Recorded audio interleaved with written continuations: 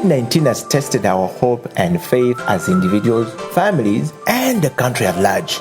Besides destroying many aspects of our lives, the novel coronavirus has also affected our human rights in many ways.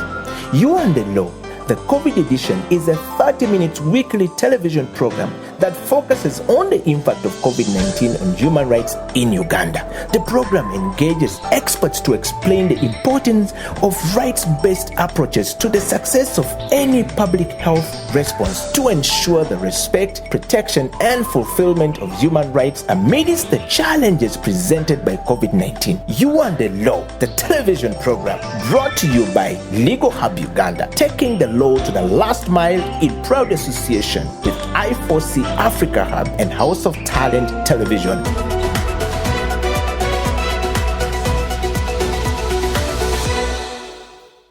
In countries like Finland, they designed a program for 5 years to do serious food literacy. If you went to Finland today, no restaurant will serve you supper past 7 p.m.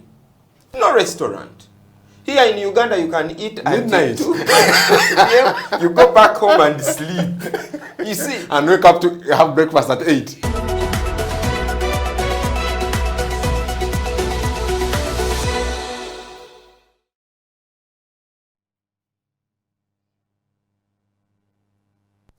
Hello viewers, welcome to yet another episode of You and the Law, the COVID edition. My name is Jonathan Ochom, your host.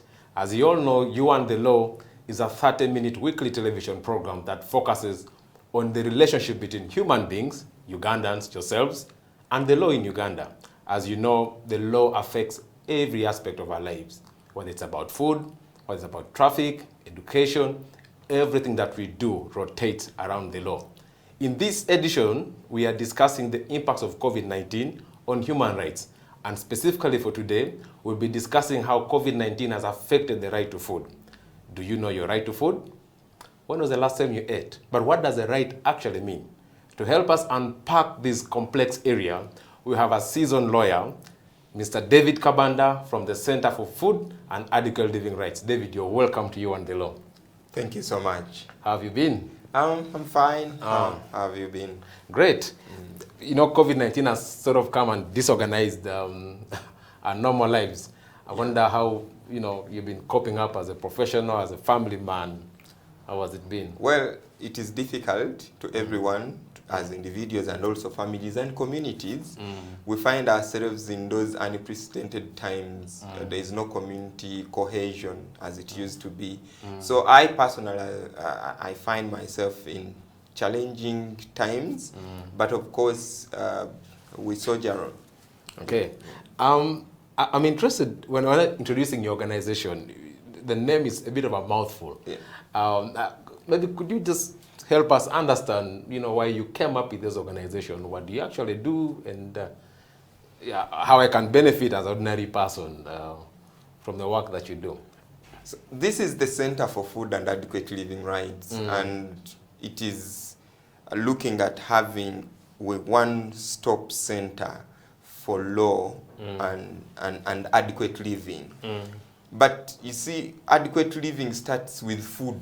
This is what many people do not understand. Yeah. The moment someone wakes up, the first thing to think about is breakfast, then lunch, then supper, then in the middle you need water, you need a snack, you need fruit. So the entire life of a human being rotates around food. And being lawyers who do social justice, we started this organization to be able to contribute to unpacking, articulation, and also giving legal services to people for the realization of their right to food, but also adequate living.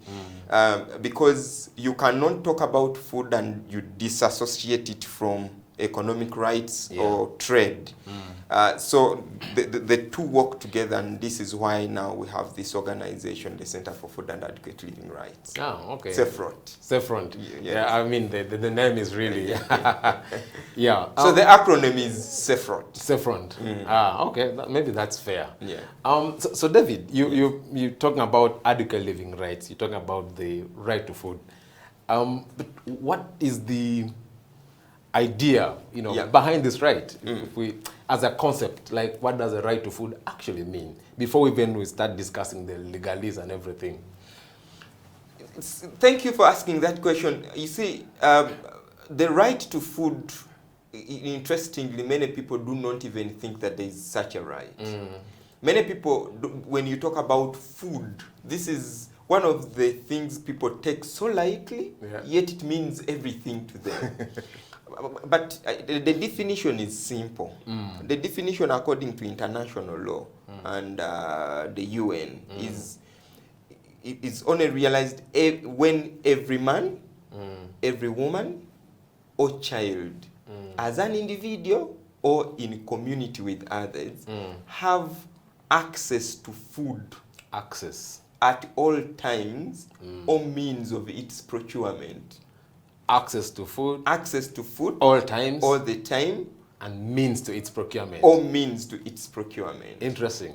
And you see, this is where I started from. Every woman, every man, every child, alone or together in a community, have access to adequate food at all times. So you realize that it is already unpacked. We are talking about a man. And there is a reason behind that. Yes. A child's nutritional needs are different from the needs of an adult. Okay. If a child has been born, we are now speaking with parents. From the day they are born to the 6th month, they must be exclusively breastfed. Okay. If you take that breast milk, it is not beneficial to you. So every man, every woman, or child, whether alone or together, and the together component comes in, some people live communally. Yes. And we have other also organized institutions like schools or like prisons. Yes, portion bins. The moment you take me into prison, then you have an obligation to take care of me. Yeah. You cannot just abandon me in prison. You cannot take me to prison and you don't feed me. So whether alone or in community with the others, have access to adequate food at all times. That is also very interesting and important. At all times and all means to its procurement. And that last one is also very important. Means. All means how to to its get procurement. Because procurement is a bit bringing in the economic issues. Yes. Not everyone has a garden. And you see, it is a choice. Not everyone wants to go to the garden to dig and get food.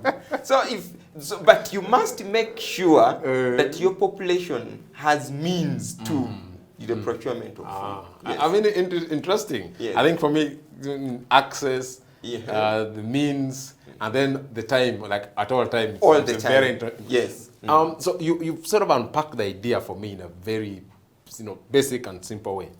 But then I know that for ideas to work, they need to get some, force of law.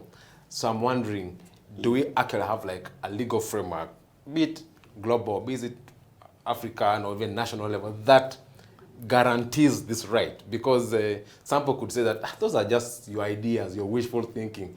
Without a law, how do we enforce it? So I'm wondering, is there any legal backing for this right that you're articulating very well? Actually, what I've just talked about is picked from the law itself. Oh, okay. Yes. Now, this is the legal framework. At international level, many people, because now we are talking with everyone, we have the Universal Declaration of Human Rights. Yes. Under Article 25, we are talking about the right to adequate food. You understand? Article 20. This is way back in 1948. So there's a new word there, adequate. Adequate. Not just food, adequate food. No, and I'm going to be speaking about that. We are talking about adequate food. And I'll be, explaining that. Then, after that, in 1966, we have the International Covenant on Economic, Social, and Cultural Rights. Yes. Article 11, also articulating that state parties to the convention, to which Uganda is a party because we signed it in 1981, that every state party must respect the right of everyone to adequate food. Then after that we have the African Charter on Yeah. human and people's rights. Now we are getting home. Yes, we are getting home. Yeah. Under Article 16, it is also well articulated. Then after that, we have the East African Community Treaty. Hey, our friends Yes. Uganda, Kenya, Tanzania, Yes. Congo, Yes. Burundi. It was signed in 1999, and the many other protocols that have come along the way. Okay. Under Article 130, 118, 113, 100 itself, they talk about nutrition. In fact, I have taken a lot of time without suing the East African community. I don't know what I'm doing, because in it, every country that state party to the East African community must have, they even give it a very exotic name. Yes. Strategic food reserves. Strategic Food reserves. Yes, I think they were deliberate on picking that word, strategic food reserves. For us in Teso, we have granaries. Are you suggesting that the state should have a huge granary where food is reserved? What would that mean actually in practical sense? Yes, in practical sense, the government must have a system of having its own granaries. Of course, we call it food reserves. There is no country, even if we go to at individual level, I don't know what happens in policy making and what our leaders think. Even in my personal house, the first thing I check out is food. Yeah. Do we have food for an entire month, a week? You understand? Yeah. So every country must have those strategic reserves. In case there is drought, in case there is that hunger, then you release some food to your people. You control the price. You understand? But we don't have now here. We used to have, but I think they were sold. Okay. And then at the country level then? At the country level, okay, you took me to that. Then when we come back home here, we have some laws. Some laws are not very good. And I'm going to tell you why. But let us start with the Constitution. Yes. In the directive principles, the objectives, it is clearly spelled out. One, that government must establish, we call them national reserves in our Constitution. Okay. National food reserves. Then secondly, it is government's obligation to make sure that every Ugandan eats nutritious food. Yes. Okay. And it is government's obligation under the Constitution to create massive awareness about this critical component called the food. Massive awareness. Yeah. Then if they are doing that, then they have dispensed their obligation. And beyond that, when you go to chapter 4, we are talking about human rights now. Yes. Under Article 20, the government has obligation to respect freedoms and fundamental rights of every Ugandan, Yes. Including the right to food. Yes. And although it is not, it's specifically mentioned from Article 20 to 45 in chapter 4, but under Article 45, we are talking about other rights that are not specifically mentioned. Yes. That is our Constitution. And in the amendment of 2005, yes, when they were scrapping all those other things, I don't know who smuggled into Article 8A. Because Article 8A operationalized the objectives. Yes. And in fact, the Chief Justice, as he then was, Batka Treve, in Nyakana's case, they have come up to articulate that now all these objectives are justiciable. So when we come back home, the legal framework is very expansive and very accommodative, because we even have the Food and Drugs Act. Oh. Yes. Yes. I mean, you quite a revealing, explanation from you, and you've even touched on the aspects of the state obligations, which, raising awareness. I don't know how many people have been aware that actually the government of Uganda has a duty to let you know about nutritious living, about the kind of food that you should eat. But maybe that's an interesting point for us to pause for a quick break, after which we'll resume the conversation with David Kabanda, who is Executive Director of Center for Food and Adequate Living Rights, a non-government organization here in Kampala. Let's go for a break. We'll be right back.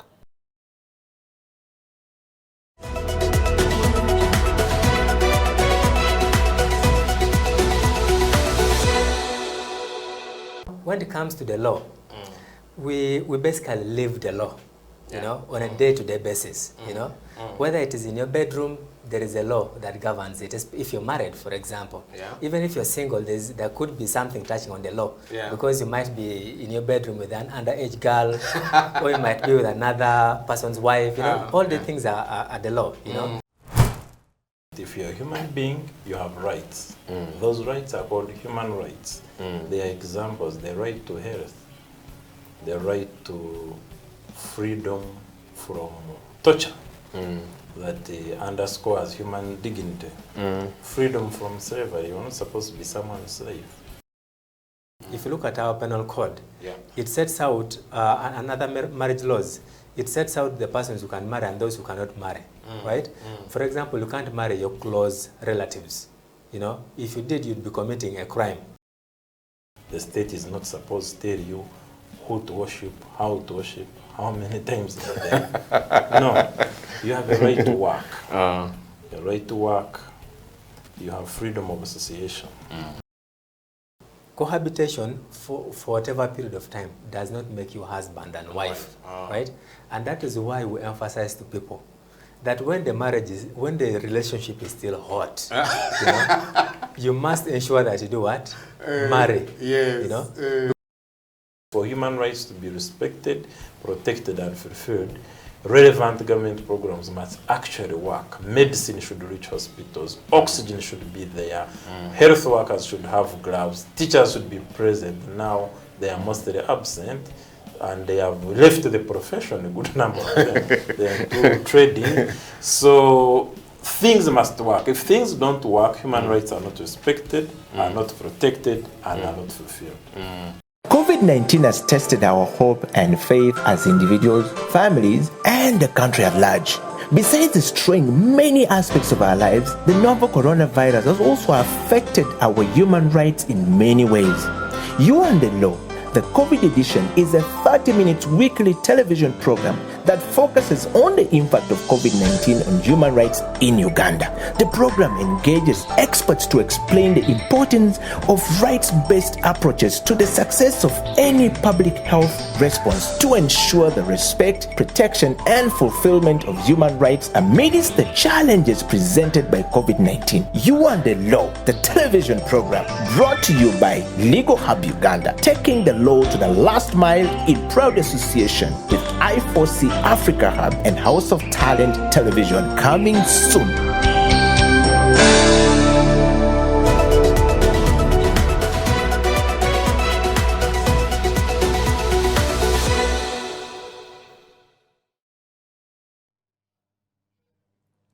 This is You and the Law, the COVID edition here on House of Talent Television, brought to you by Legal Hub Uganda in partnership with I4C Africa Hub. Today we're discussing another human right that has been affected by COVID-19. And I know for many viewers this seems like obvious because we're talking about the right to food. And who else than David Kabanda can help us unpack this right, because David has been a social justice lawyer and has been working on the right to food for a long time. He comes from the Center for Food and Adequate Living Rights. David, welcome from the break. Thank you. So before we went for the break, we're trying to demystify this right, what actually it means. You've touched on what the state obligations are in as far as the right is concerned. So let's now switch modes to COVID-19. Like, you know that this edition of You and the Law is focusing on COVID-19 and how it has affected our human rights. And for today, we're specifically focusing on the right to food. So from where you sit, David, how has COVID-19 affected the right to food? Because I know this is your space, and perhaps you've been having interventions here and there. But from a broader lens, how has this right been specifically affected by COVID-19? I think where we start from is it has helped, first of all. COVID has helped? Yes, okay. It has helped this particular kind of theme, the food. And why am I saying this? I want to start with being positive, because one of the essential things that the government had to even procure was food. And you remember that even the markets were left open, and the people were meant to sleep there to sell food. Yes, please. And you also remember that government also declared that farmers are essential workers. Oh yeah, so more than lawyers. More than even us as lawyers. But for me, that one is a positive, because it shows how important farmers are, how important food markets are, how important making provision in terms of emergencies is. But we have seen many violations. We have seen many, hunger and death, by the way. It is just because we haven't done an audit. But I know many people have died because of hunger in COVID-19. And why am I telling you this? During COVID-19, the first lockdown, we, as an organization, we did a survey. And we found out that 65% of the people, at least in Wachiso, were in their homes and they did not have any hope of 60%. 65. Yes. And we found many people who are living with illnesses, chronic illnesses, dying not because of the illnesses, but because they don't have access to food. You see, when you're supposed to take medicine, it must be taken with food. Some even they tell you take with milk. Or take this medicine after food. Yes. And then all of a sudden you are locked up. You walking or going to the hospital was first of all limited. It was very difficult. You saw pregnant people being even beaten on the road by security agencies. So many people found themselves entangled. They are at home, they don't have food, they don't have medicine. Or they have the medicine, they don't have food. That is number one. The number two, it affected food safety. How? Many people who had contaminated food put it out cheaply. Many people bought contaminated food, I'm telling you. And it showed out that even the food which government decided to give to people, 38% of that food was contaminated. The posho... The posho and beans that people ate. David, how does food get contaminated? Well, that is... You see, food... The contamination starts way back in production, in the garden. How? Be very careful when you buy food in Uganda or in the main markets in Kampala. I've started telling people and lawyers specifically, because we need to live longer and serve the community. Yes. Grow your own food or pick the food from where you are certain, because Ugandans are using many chemicals and the chemicals are causing cancer. Makerere University has just given out research which indicates that 98% of the food in the 5 markets in Kampala is contaminated. 98. Have you gone to these markets and you find tomatoes having whitish substance? Yes. At EU right now, you cannot take any product which has mancozeb. That whitish thing is called mancozeb. It's a preservative or... No. It is a pesticide and a fungicide, sorry.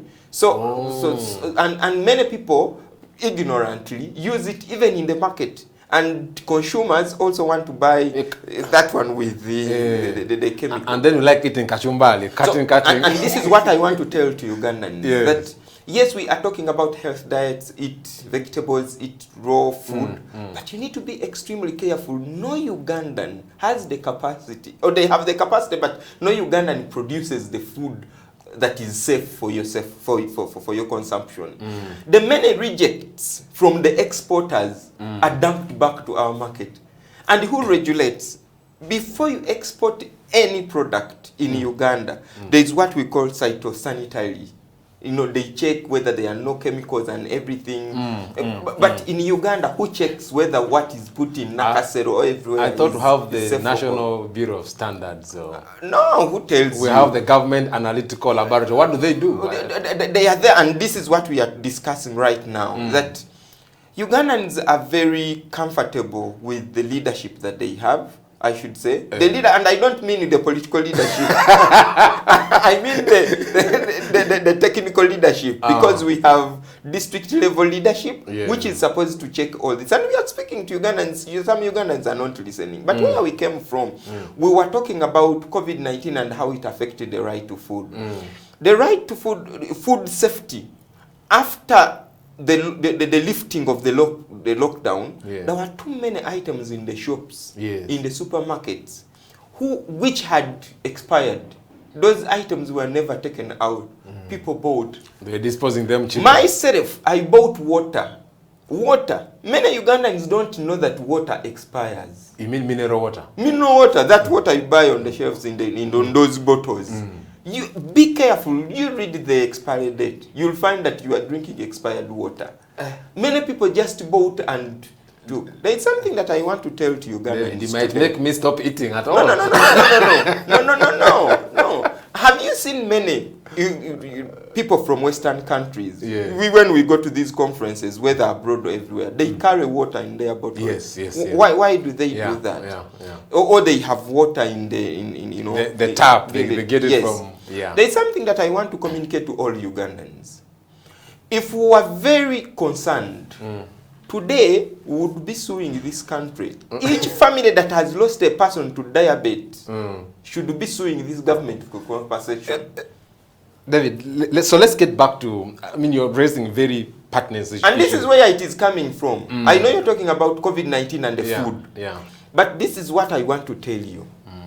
When the government decided to give out posho, the kind of posho the government gave out, even when it is not contaminated, it is dangerous to your health. Because they were giving out refined posho. Refined.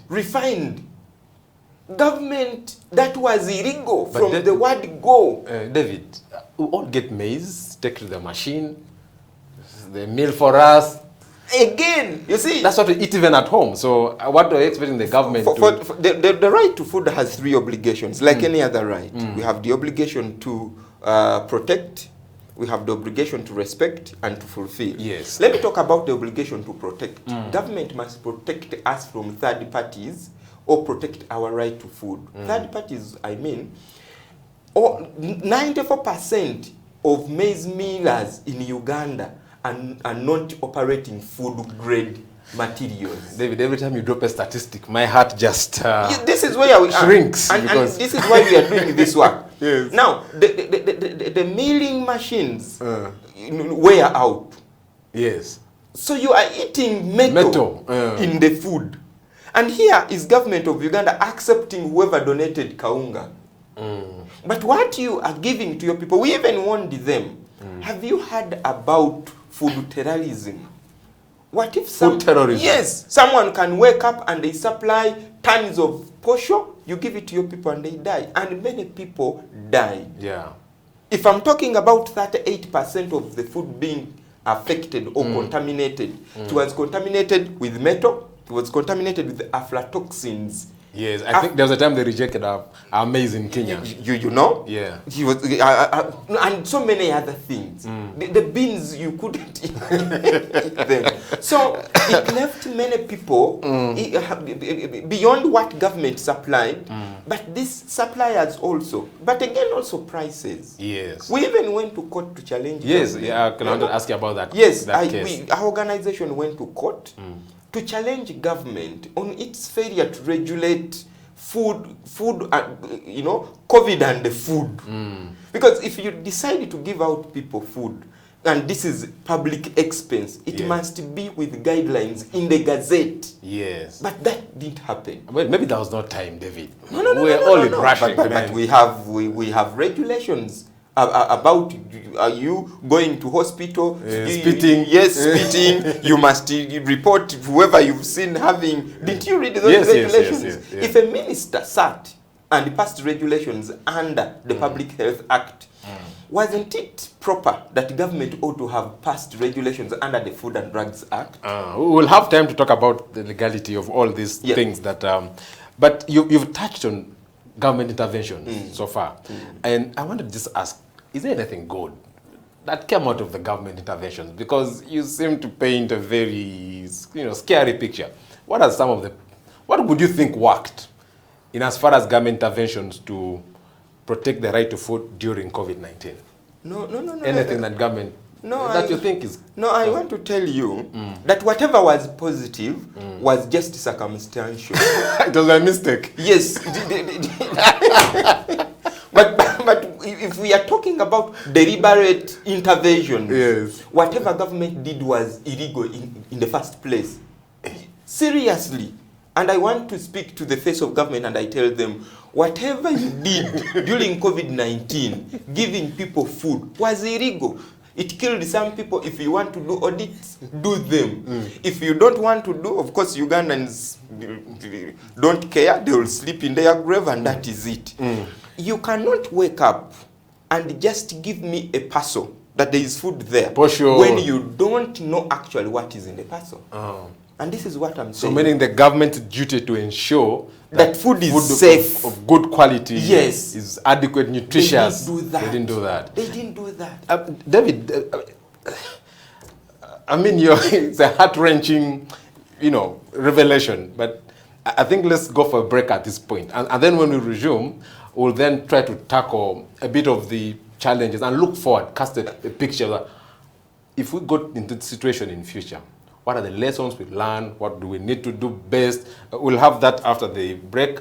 Viewers, you're watching You and the Law, the COVID edition. And today we are hanging out with Mr. David Kabanda, the Executive Director of the Center for Food and Adequate Living Rights, a non-government organization that focuses on protecting, ensuring the right to food in this country.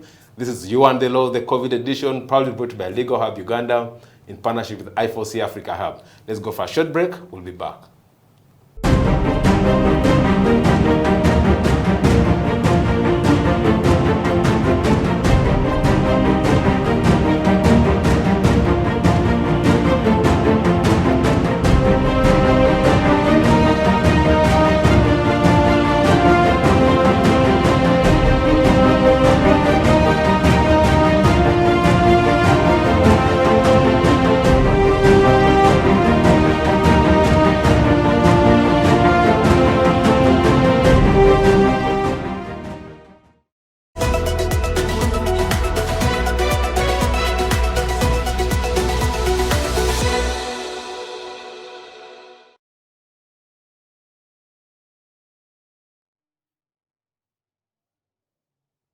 Welcome back. This is You and the Law, the COVID edition here on House of Talent Television.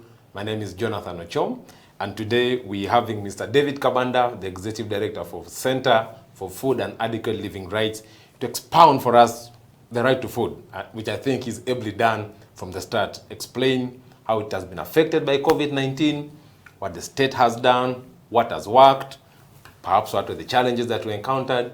And now we're trying to look to the future, David. And welcome back, really, from the break. Thank you, sir. I know we started from the first segment. We slightly hinted on some of these challenges that we encountered in this process. I don't know if there are any other successes or failures that you can give in the context of protecting the right to food during the pandemic.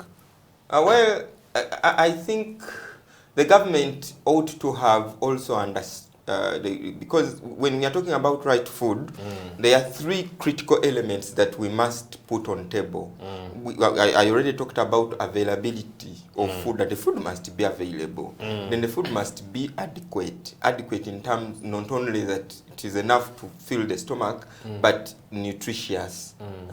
But it must also be accessible. Yes. Now, during COVID-19, we had very disturbing facts. We had food rotting in people's gardens. Yeah. You could even find on the road when people have even powered cabbage. You understand? We have places like Isingiro where we had matoke, a batch was going to 1,000. Yes. You understand? So what government ought to do, and a system that government must put in place, they should now own up the system. The food system? The food system. We have private and government hospitals. Yes. We have private and government schools. Did you get what I'm talking about? Yes. What is failing us here now on the right to food is we do not have a government arm when it comes to food. Because do you know what ought to have happened is, if you know that food in this particular place, we are in a pandemic, but it is plenty here and here people are dying, then you must facilitate its transit to places where there is scarcity. Yes. Right now, we have Kalamajongs who are dying because of hunger. Yeah. I have seen World Food Program, you know, crying out loud. But we have food here. We have food in some spaces. So we think that if government puts, you know, its mind to these three elements, availability, accessibility, and adequacy, will go there. And I want also to mention something on adequacy. Yes. I made a statement that each family that has lost a person to type 2 diabetes, they need to sue this government for compensation. And do you know why? Many people in Uganda don't know what and how to eat. What and how to eat. Yes, including us who think that we have gone to school. Yeah, for us, I come from Teso, we get our cassava flour. You leave the Teso. Mix it and no, you leave the Teso thing. I don't know what you want us to do again. When you leave Teso, you come to Kampala. Yes. And when you come to Kampala, you get accustomed into the lifestyle that happens in these streets. But here it is matoke, David. I don't know what you're talking about now. Are you sure it is matoke? No, it is the chapati. Oh. It is the Rolex. Didn't we have a minister for tourism who was promoting Rolex? But I want government to come here and challenge me on where do we grow wheat in Uganda? Yes. This is all imported. Wheat. Did you hear about people who were given food in Pade and Amdat and died? They ate food and died. They ate food which was imported. And we are questioning, we are asking government, where did this food pass from? People are just consuming chapati, but chapati is going to eat into our communities. Chapati is going to kill people. And you know why? It is delicious, people want it. Yes. But I'm telling you, this refined flour is going to kill all our people. You know, David, I studied in Busoga region. So now I'm concerned when you say Rolex is problematic. We might be dealing with, it will be a genocide of sorts, because then it's a popular snack in Jinja, if someone cares to do an audit on how chapati and rice is even rice, David? Yes. Yes. Do you know the growing Kibimba as you go to Tororo? First, listen to me. The communities or rice-eating populations don't eat rice the way we eat it. I've been in India. The way they eat chapati is not how we eat chapati. The way they eat rice is not the way we eat rice. People eat vegetable rice. Here, you just put in the saucepan, you get a mass of white stuff, and you put it in your stomach, and then you sleep with it. It is going to kill you. Let me tell you, seriously speaking, many Ugandans are going to die before 60 years. Do you know that 85% of Ugandans are dying between 45 to 60? You know, every time you drop a statistic, David, my heart disappears. For me, I'm telling people, but people don't want to listen. And this is where government must come in to regulate. Regulation. Regulation, but also create massive. In countries like Finland, they designed a program for 5 years to do serious food literacy. If you went to Finland today, no restaurant will serve you supper past 7 p.m. No restaurant. Here in Uganda, you can eat midnight. Until 2 p.m. You go back home and sleep. You see, and wake up to have breakfast at 8. Yes. So what we are talking about, that COVID-19 found us with our problems. Yes. It has increased them because we are talking about low COVID-19 and food. Many people couldn't even get inputs to grow food. Because you see, the entire ecosystem rotates around my mother. I work in Kampala. I work, get money, buy inputs and send to my mother. Yes. That didn't happen during COVID-19. There's no movement. There's no movement. Shops are locked down, and the entire chain was, disturbed. But of course, we are now talking about a new season. People are planting. Perhaps we'll have enough food. But when they grow the food, is the food safe? Is the food transported? Many people here are eating beef from these cows, from Western Uganda, from Chiboga, from everywhere. But do you know how those cows are transported? Have you ever found a cow shivering? Yes. Do you know what that means to that meat? The No. moment that meat is slaughtered, it is already toxic. The shaking of the cow makes... Do you know how they tie their tails? Ah. And up, you see that pain on a truck for 200 kilometers, and then you bring it to the, and you This slaughter, place in then you... town. Have you heard about formalin in meat in Yes. Do you know where that story ended and why nobody is talking about it? No. Who told you that formalin stopped? Have you heard about people who pump chemicals into chicken? I mean, there was a time we were happy if you're eating and you see flies. Actually, when you're buying meat, one of the tests was that you should see flies in the bush. Otherwise, if it doesn't have, then there's a problem. Then we have a problem. Then we have fish. Everyone now has a fish pond. Not everyone, many people have fish ponds. Who regulates the fish How do industry? they feed? You understand? What do they feed on? What do they feed on? If you, my brother Jonathan, if you still eat chicken in any of the restaurants in Kampala, you're doomed. I don't. Do you know why? I have ever been involved in the chicken business. And one time I found out that the practice is when they fall sick, sometimes it is tragic. They can even die in one day. Yes. They pump with, antibiotics and everything, and they bring it to the market. It's like I want the heavy thigh. So who regulates it? The issue is not because every farmer here is a veterinary officer In this country. So who regulates the poultry business? Yeah.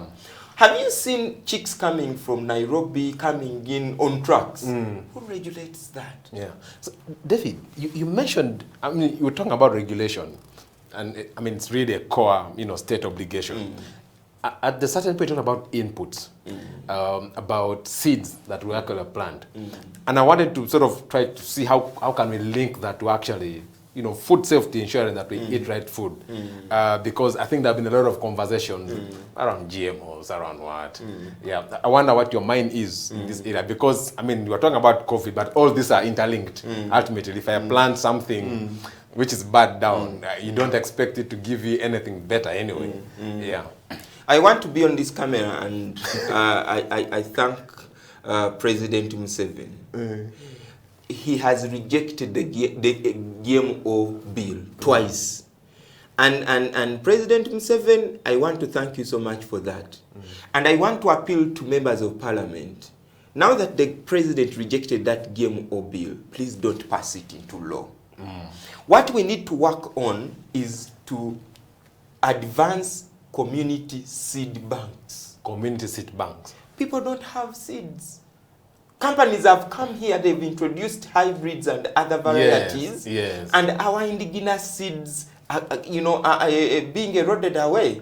It's a curious case because, again, where I come from, we used to have one groundnut. It was called etesot. Like, etesot would mean like from teso. And then suddenly these days we're talking about Serenat 1, Serenat 2, Serenat 3. Like all the local names, all the things that we used to have local names for, you can't find them. I can't ask you, where have they gone? So I think now that takes us into another discussion of food sovereignty. Because it borders on food security and everything. But the only thing that I want to thank President Museveni for, he has been for our indigenous knowledge, our indigenous food. But what defeats is policy implementation and plans. Because, President, if you want us to have safe food, then you must also implement the extension workers' policies and agroecological practices in our communities. Because people no longer have the seed to plant. True. And when we get the seed to plant, we are getting these hybrids, and we do not know how That are created they in are affecting laboratory. even, yes, and how, and by the way, people must be very careful. This food is affecting our genetic makeup. Seriously speaking, and this is why it must be regulated to the core. It must be regulated. Listen, we are going into a generational crisis. And do you know why? Science has indicated that we have what we call the 1,000 critical days of a human being. And where am I reading That's about this? 3 years. No. From the day you are conceived to your second birthday. That's the first phase. And where am I reading this? I'm reading it from NDP 3, National Development Plan 3. Yes. You understand? Talking about human capital development. The moment someone conceives, or before they conceive, they must prepare the body using nutrition. Yeah. You understand? Not swallowing some... You understand? pills Then immediately after conceiving the baby, you must change diet. Yes. You understand? And after that, throughout pregnancy and giving birth, I have already talked about exclusive breastfeeding. But what do children eat after? We did a study, and people are picking sodas and everything to give to Their children. Poison. Poison. Dangerous. David, man. Let's move now, looking at the future. Worst case scenario, in another 5 years, we get another pandemic. I mean, I hope it doesn't happen. What are those lessons that we pick from COVID-19 that can enable us safeguard the right to food? What those recommendations that you would give so that, because you know when the thing started, we thought it is fine in China. So, and I thought we had enough time to prepare. But now, just caught us off guard. So in, say, 10 years, if this ever happened again, what would be those things that you say, you know, for us to manage, if something of a similar magnitude came, this is how we would protect the right to food? Of course, the right to food creates obligations and responsibilities. Yes. I have talked too much about obligations, but there are also obligations on people. The people, if government tells you it like this, you realize that the pandemic has killed many people who had underlying illnesses. Yes. If you had diabetes, it was very difficult for Hypertension. you to survive. So the first thing is eat properly. The government sometimes has created awareness, NGOs like us are doing it. Make sure that your immune system is strong. Yes. You understand? That's where we start from. In preparation for any pandemics going forward, let us eat fresh food. Let us eat safe food. You have enough ammunition. To fight back. Yes. That is number one. Then number two is on the obligation side, government. Yes. Where do we start from? We must make sure as government that we have food reserves. We do not have a middle, we can't take sides. It must be a well-planned system of making sure that we have a fallback position. Yes. Because the government was caught off guard. They didn't know where to get food from. They called the suppliers, donors, and it couldn't help. Even MPs were looking for food to buy for their constituents. So why would we be going into that mess? We ought to have our system. That is number one. Then number two, I know that Uganda is a liberal economy. But when it comes to food, government must have some level of control. It may not be upper hand, but it must have a level of control in terms of prices. Do you know I have colleagues who are lawyers who called me, Kabanda, what are you doing? The prices of food, the price. And people were crying about the price. Do you know that we ran out of salt during that time? It was Kenya that saved us. Even lemon. Lemon. People even started selling wild fruits as lemon. You understand? So government must retain some control over prices and over food. So I think the point I want to make here, COVID has taught us that the capitalistic approach to food does not work. We need to respect smallholder farmers government must regain some level of control, and we must have food reserves. But lastly, let us embrace environmental justice, agroecology, and make sure that people grow food within their own communities, and by within their own communities to cut down on the food miles. That you call me here one time, I'll be talking about the law and food miles. I mean, yeah, definitely. Yeah. Viewers, this has been a bit of an overdose, really. And really have to thank David Kabanda. I think David makes very, very valid points, and they are very simple. One, look after yourself. Ensure that your immunity is boosted. You're eating the right food, you're exercising, so that in case a pandemic came again, personally you're in position to defend yourself. But to our government, he's made a very strong case for regulation. Food is a sensitive matter. It's what enters into our bodies. So if we let people who are after money to control what enters our bodies, that could be a problem. That could be a problem for you. That could be a problem for our families, a problem for this country. With that, viewers, we come to the end of today's edition of You and the Law, the COVID edition. I've been your host, Jonathan Ochom, and we've been having Mr. David Kabanda from the Center for Food and Adequate Living Rights. Thank you so much. Next week, we'll be looking at another topical right that has been hit by the virus. Tune into House of Talent Television, and you'll get to know what that is. Bye for now.